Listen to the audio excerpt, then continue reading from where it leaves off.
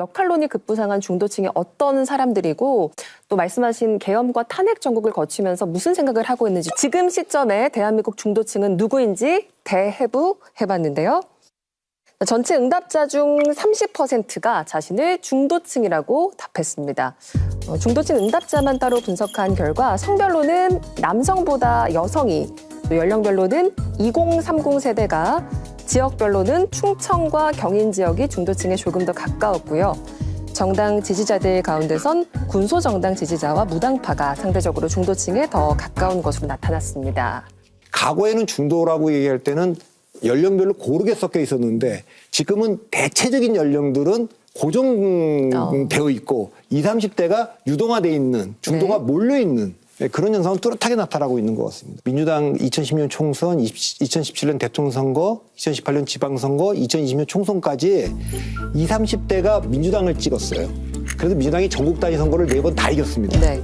그런데 민주당 문재인 정부 때 조국 사태도 있고 뭐 인국공 사태도 있고 뭐 여러 가지가 있어서 2021년 4월 7일 재보궐선거, 그다음에 2022년 대통령 선거 이어진 지방선거까지 20, 30대가 국민의힘을 찍어요. 그러니까 국민의힘이 또 이깁니다. 네. 그러면 뚜렷하게 지금 스윙부터 왔다 갔다 하고 있는 세대는 불안정하게 왔다 갔다 하고 있는 세대는 20, 30대에 몰려 있는 겁니다. 네, 정 박사님.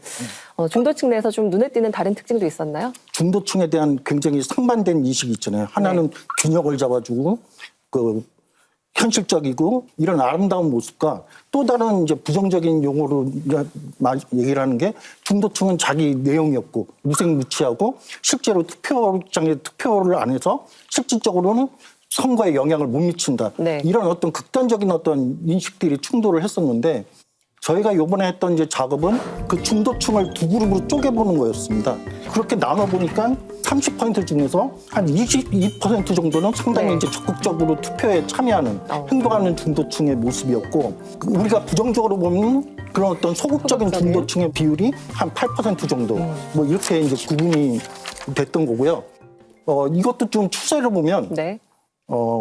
계엄과 탄핵을 거치면서 그러니까 사실은 중도층이 위축됐다고 그랬잖아요. 근데 그 위축된 그룹이 어떤 그룹이냐면 행동하는 중도층 그룹이 위축된 게 아니라 그 그룹은 계속 안정적으로 유지가 되고 있고 투표장에 안 가고 정치에 관심이 없는 소위 말해서 방관하는 중도층이 상당히 지금 요번에 줄어드는 양상을 보여줬고 저 행동하는 중도층들은 네. 계엄과 탄핵, 계엄에 대해서 잘못했다라는 어떤 명확한 입장을 밝히고 탄핵에 대해서도 탄핵에 찬성하는 쪽으로 무게중심을 보여주면서 계엄과 탄핵 국면에서 중도층이 무게중심을 잡아주는 역할을 이 행동하는 중도층이 잡아줬다. 예. 이렇게 이제 좀 말씀을 드릴 수 있을 것 같습니다. 중도층 유권자들이 그 비상계엄부터 탄핵까지 어떤 생각을 했는지 이런 부분도 저희가 조사를 좀 해봤습니다. 우선 윤석열 전 대통령의 계엄 선포에 대해서는 중도층 유권자들의 78%가 위헌적 권한 행사라고 응답을 했습니다. 헌재 탄핵 인용 결정에 대해선 중도층의 74%가 잘된 결정이라고 답변했습니다. KBS가 실시한 여론조사뿐만 아니라 여러 가지 다른 설문조사를 봤을 때도 중도층의 초지일관 지금 계엄은 잘못됐고 그리고 탄핵은 찬성한다 이렇게 입장을 좀 유지했다고 볼 수 있을 것 같은데 네, 정원효 박사님 맞습니까? 지난 1월부터 이번 4월 첫째 주까지의 이제 그 탄핵에 대한 태도를 이제 이념 성향별로 나눠본 건데요. 보시다시피 보수층에서는 이제 상당수가 이제 그 탄핵에 대해서 찬성하는 여론이 20%대에 이제 머물러 있는 반면에 네. 진보층과 이제 중도층이 압도적으로 이제 탄핵에 대해서 찬성하는 그래서 탄핵에 대해서 진보와 이제 중도층이 연합하는 이런 구조 이 우위 구도가 이번 탄핵 과정에서 일관되게 유지가 됐었다.